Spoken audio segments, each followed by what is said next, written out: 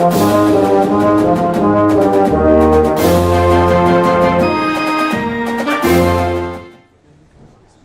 you, David. A lot of positive information there. Good stuff. During our careers, we've often felt like sometimes we're walking a tightrope. Our next speaker has walked some of thosetightropes in her career, enough so that she's here to discuss the Corporate Balancing Act. Please welcome Principal at EY, Regina Sanders.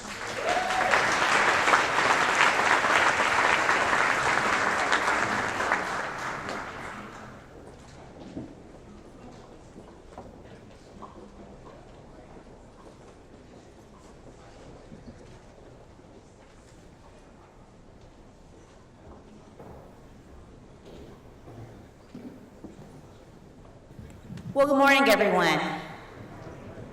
I have to start by saying to Dean Ellis, if he's still in the room, I have a little bit of a twitch, too, being here, since I'm an SEC girl.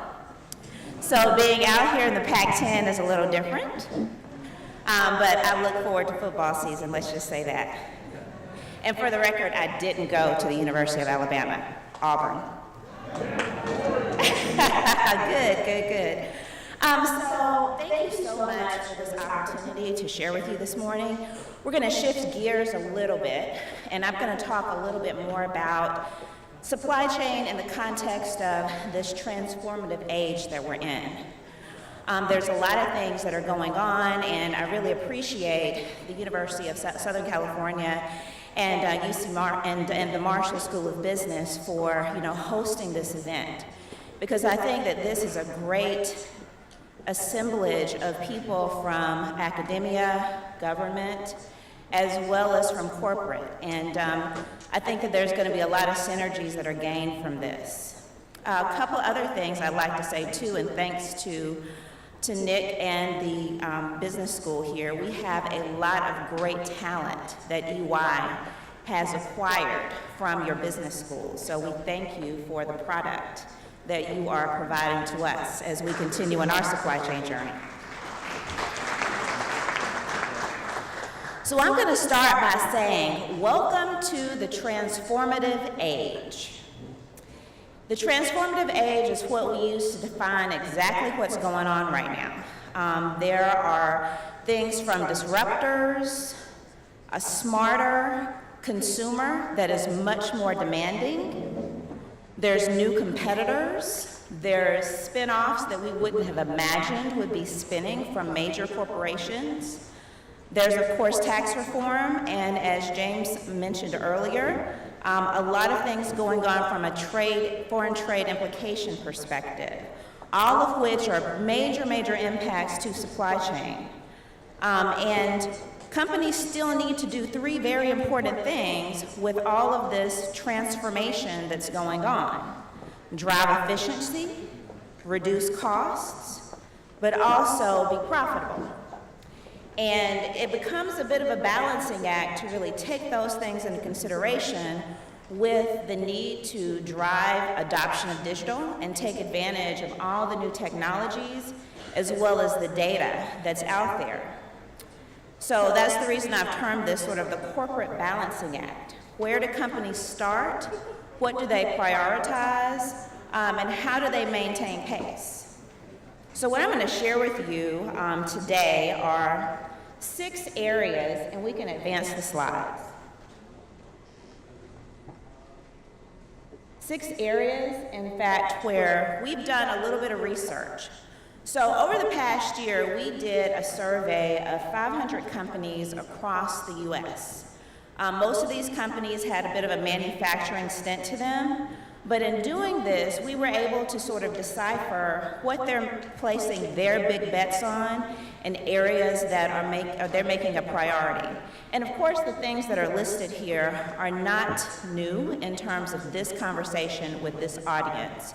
But I think the key thing to take away is that if you're not doing all of these things, you have to be doing some of these things in order to maintain your competitive position, as well as begin to position your company. So as we did this, we identified sort of 3 categories of companies. And you'll see that they're the leading, the progressing, and the laggards. And interestingly enough, what we found is that greater than 50% of the companies that were surveyed classified themselves as lagging in a lot of these areas. Less than 10% actually classified themselves as leading. So as we look at this, what I'd like to do is kind of break these down a little bit and talk about sort of the spectrum of where people are. But let's go back to the other slide because I like to kind of anchor on these a little bit.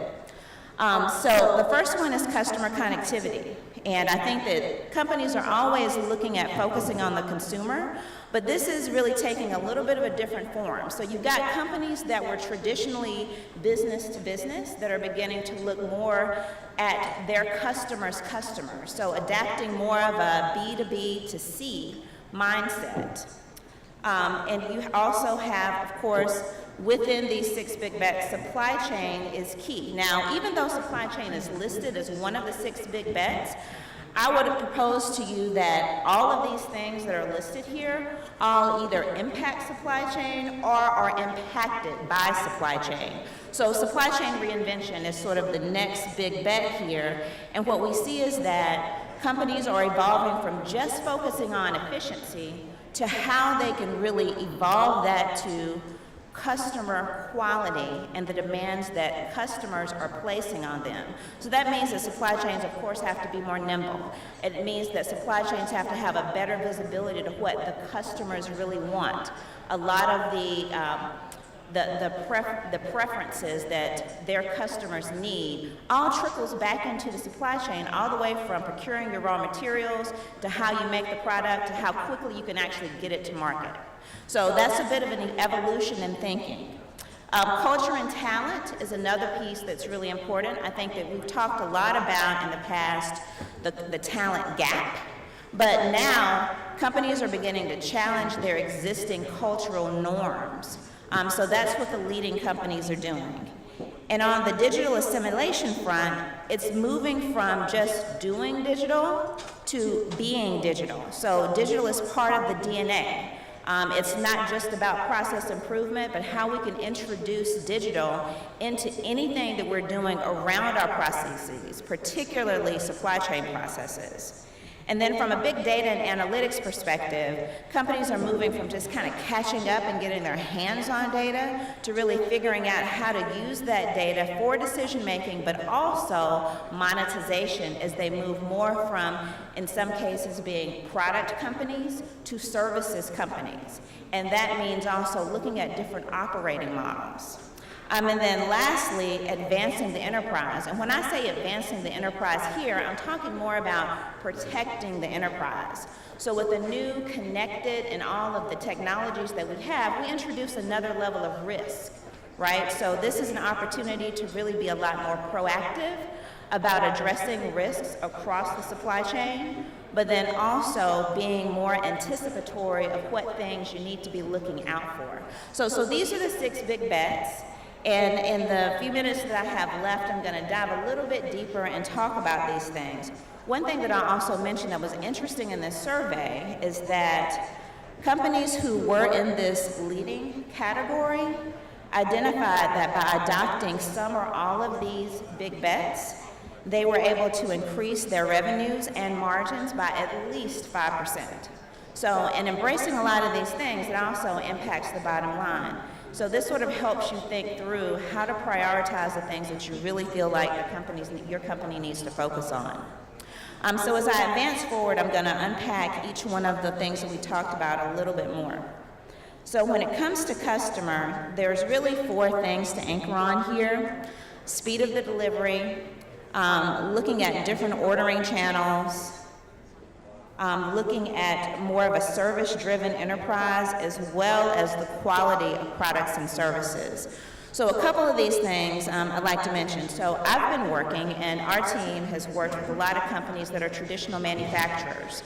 They're recognizing very quickly, in some cases, that the product that they make has become largely commoditized. So this is causing them to look at a different type of operating model so that they can become more customer-centric. And their definition of being customer-centric is what additional services can I monetize with my customers? So this is just an example of how operating models are beginning to evolve to then make people focus a bit more on their customers and how the supply chain needs to adapt for that. A couple of other things that I'll mention is that there's been a lot more localization of R&D centers to make sure that the preferences of a particular region are being answered as they do product development. So customer centricity is a key area that I think a lot of companies are beginning to focus on, and those are just a few examples. Next, when we talk about reinventing the supply chain, this slide just sort of illustrates that traditionally I think that we've thought about the supply chain as more linear, right? You have the score model, you know, the source, the buy, and then the deliver. Those aspects are more linear when we really think about it. But now, with the use of technology, with more access, more transparency of data, we have now more of an ecosystem. So now you have suppliers that can communicate directly to customers. Sometimes suppliers might have insights into customers that maybe the original equipment manufacturer doesn't have. So there's an opportunity to really transfer data. There's the opportunity to work across the supply chain in a very different and more complicated way. In addition to that, when we look at our past systems landscape, a lot of things were on-premise. Now everything is in the cloud, so that creates the opportunity for more sharing of information. So as we look at supply chain reinvention, we anchor on a few areas. Number one is really supply chain intelligence, being able to take advantage of the vast array of data that already exists within the supply chain. Number two is taking that data to be more strategic and looking at operating models, looking at network design, determining where the best possible place is to set up a manufacturing center or an R&D center while also considering tax implications. And then also the traditional operational excellence aspect of supply chain is really important, moving all the way from product development to fulfillment. And then lastly, looking at a whole sustainability layer of how my supply chain needs to operate with the onset of new risks that have now been introduced. So it becomes an ecosystem that has multiple layers and then allows us to focus in on one or two areas, but then also look at the overall supply chain to figure out how we might be able to take advantage of the visibility to data, as well as all of the digital tools that we have at our disposal. Next, moving on from supply chain, is the talent piece. So when we look at talent and culture, specifically when we're enabling our supply chain professionals, we want to look at capability, performance, motivation, and efficiency. As I mentioned earlier, it's a lot less about really acquiring the talent, but also looking at how we close the skill gap, how we upskill existing workforces to be able to talk conversively about data and how analytics influences their day-to-day jobs. And a great example is Boeing. There was an article recently that talked about $100 million investment in both upskilling and acquiring new talent and making sure that their professionals are able to really compete and become a competitive advantage with the knowledge that they bring to their organization. So there's also a mindset shift of being more purpose-driven with employees and how they look at their jobs. And all of this factors into making sure that we have the right talent that understands what the business imperatives are and that they're able to execute to the overall vision that a company is laying forth. And that helps in this balancing act, making sure that you have the right individuals and that you're bringing them along with you. It can be very daunting to introduce new technologies, but it's important to make sure that everyone understands the reason and the purpose for the new technologies that we're beginning to introduce into the business and how their roles and their jobs, quite frankly, can be made a lot easier. Moving on to digital assimilation. This is an area that we found a lot of major investments are being made, and I'll talk about digital assimilation along with data and analytics. So about 70%, 76% actually of the companies that were surveyed in the recent study that we did said that analytics and data were where they were making their biggest investment.